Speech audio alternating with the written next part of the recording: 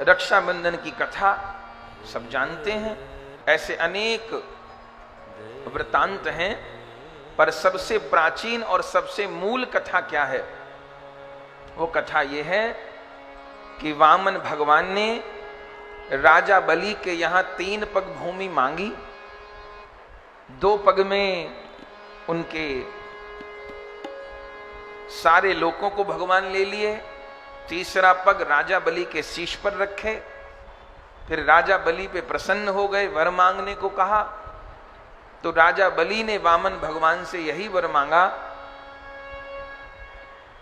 कि मुझे घर के भीतर जाते हुए भी आपका दर्शन हो, बाहर निकलते भी आपका दर्शन हो। वामन भगवान कहे, इसका मतलब तू हमें द्वारपाल बनाना चाहता है, जो तुझे घर में घुसते भी हमारा दर्शन हो, निकलते भी हमारा दर्शन हो। बोले प्रभु अब जो समझो सो समझो, पर मैं तो यही चाहता हूं। भगवान ने कहा ठीक है। तो राजा बलि को भगवान सुतल लोक का राज्य दिए और स्वयं सुतल लोक के द्वार पर वामन रूप से विराजमान हो गए। अब क्या हुआ? अब भक्त के पास भगवान रह गए, बैकुंठ सूना हो गया। महालक्ष्मी जी बाट देख रही थी, प्रभु अब आवे, प्रभु अब आवे। ये देवताओं का काम बनाने भगवान गए थे, जाने कहां रह गए। एक दिन नारद जी आए, प्रणाम किया। जगदम्बा महालक्ष्मी जी ने कहा, नारद जी ये मेरे प्रभु कहां रह गए? ये तो देवताओं का काम बनाने गए थे, लौटे ही नहीं। नारद जी बोले, मैया अब लौटने की संभावना भी नहीं है। बोले क्या हुआ? बोले राजा बलि ने तो बंधन में बांध लिया उनको, बांधने तो वो गए थे, भक्त ने बांध लिया बंधन में। फिर बोले अब तो द्वारपाल बन के खड़े हैं, अब नहीं आएंगे। लक्ष्मी जी ने नारद जी को कहा, नारद जी आप पे तो हर रोग की दवा है, आप चले जाओ, मेरे प्रभु को छुटा लाओ। नारद जी ने कहा, मैं तो बिल्कुल नहीं जाऊंगा। क्यों? अरे एक द्वार पे वामन को खड़ा किया है, कहीं दूसरे द्वार पे मुझे ना खड़ा कर दे द्वारपाल बना के, मैं तो बिल्कुल नहीं जाऊंगा।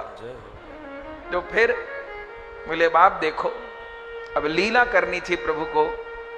तब आखिर में महालक्ष्मी जी वैकुंठ से चलकर कहां आई?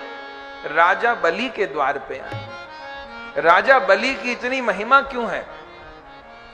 जितने भी न्यौछावर वाले शब्द हैं वो सब राजा बलि से शुरू होते हैं। बलिदान राजा बलि का नाम है, बलिहारी, बलैया लेना, बलि बलि जाना। ये बलि शब्द न्यौछावर के लिए क्यों प्रयोग होता है?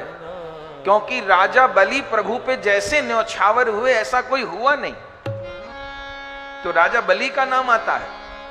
अपने हर शब्द का अर्थ है, हर शब्द का कारण है। तो स्वयं महालक्ष्मी जी पहुंच गई सुतल लोक। किसी ने जाके राजा बलि को कह दिया, भैया तुम्हारे यहां तो जगदम्बा महालक्ष्मी आ रही हैं। राजा बलि ने सारे मार्ग में फूल बिछवा दिए, इत्र का छिड़काव कर दिया। आज जगन माता मेरे घर आ रही है, मैं कितना भाग्यवान हूं। एक बार वामन के रूप में नारायण मेरे घर आए थे और आज नारायण की प्राण वल्लभा महालक्ष्मी मेरे घर आ रही हैं। क्या कहना। चलते चलते महालक्ष्मी जी आ गईं। राजा बलि अपनी पत्नी के साथ अगवानी करने को आए। जगदम्बा महालक्ष्मी जी को प्रणाम किया।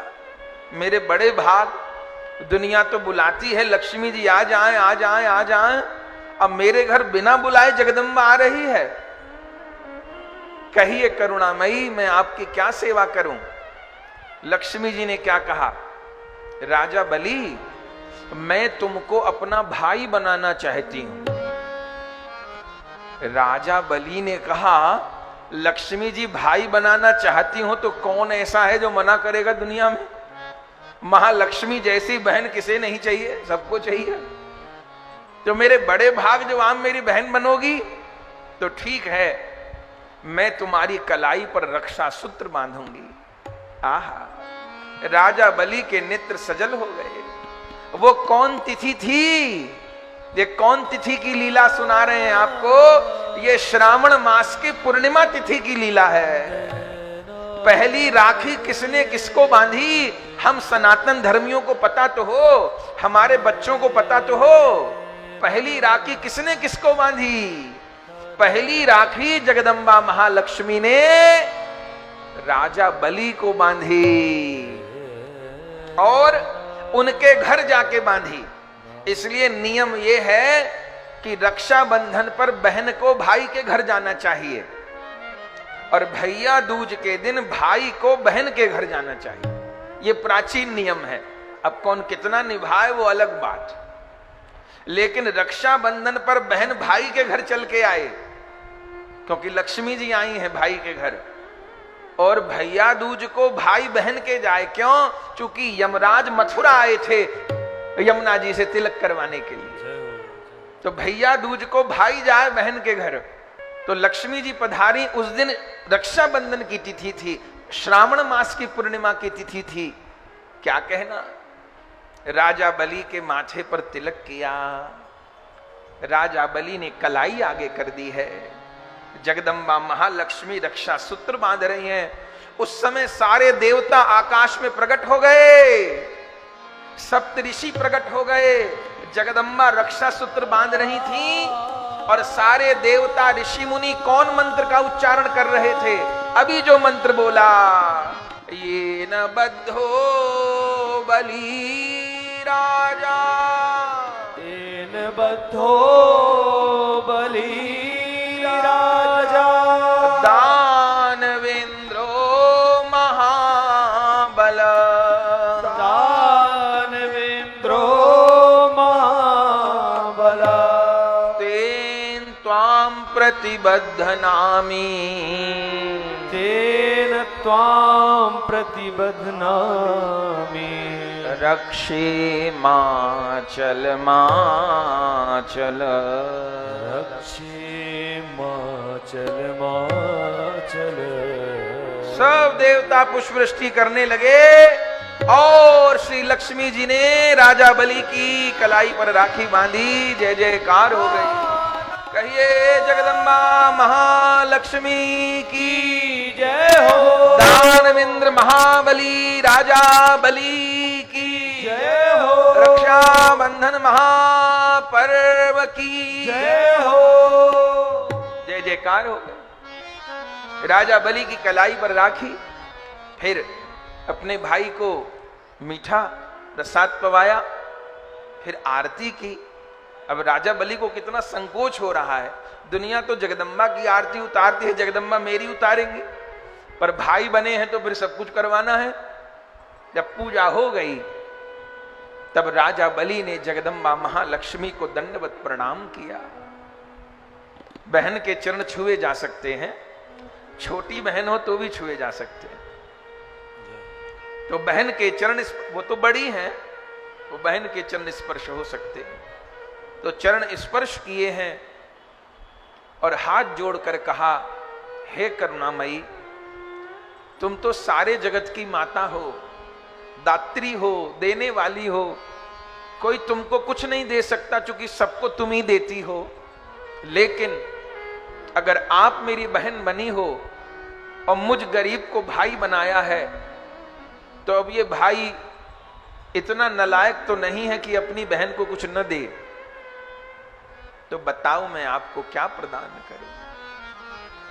मुझे पता है आपको कोई कुछ नहीं दे सकता, ना आपको धन दिया जा सकता, ना अन्न दिया। आप सारे जगत की अन्नदायिनी हो, पर मेरा मन नहीं मानेगा।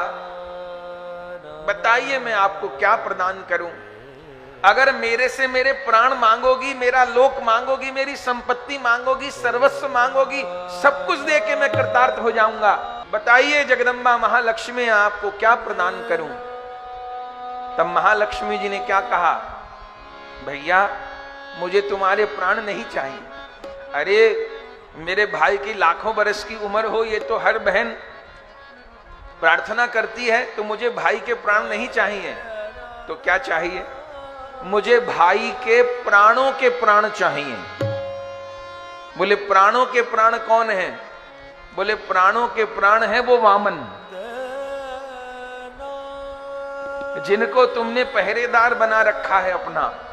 अरे भैया बस इन नारायण को मेरे साथ भेज दो, मेरा घर सूना है। राजा बलि तो रीझ गए हैं। तब वामन भगवान को आज्ञा की, प्रभु पधारिए। अब तो वामन नारायण के रूप में प्रकट हो गए।